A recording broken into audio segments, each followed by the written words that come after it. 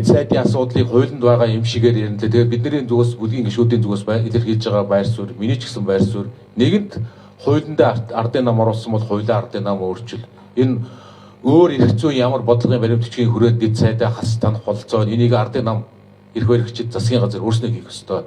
Бидний шаардлага бол хэвээрээ энэ тэр тусмаа энэ 7 хоногт Монгол Улсын засгийн газраас их хурлаас олонхоос дэд сайдын асуудлаа буцаан татахгүй бол засгийн газрыг огцруулах бичгийг өргөн барина. Тэр тусмаа 32-оор өргөн барихыг магадгүй өнөөдөр гүйцээж чинь.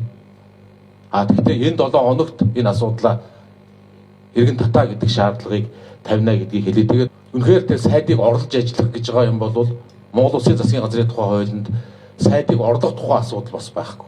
Одоо жишээ нь сангийн сайд улсын хурлаар Монгол Улсын төсвийг танилцуулахад сангийн сайд байхгүй бол дэд сайд орж иж танилцуулдаг. 2026 оны улсын төсвийг хэлэлцэхэд 2026 оны Монгол Улсын төсвийн тухай хуулинд дэд сайд гэдэг оронтоо байхгүй.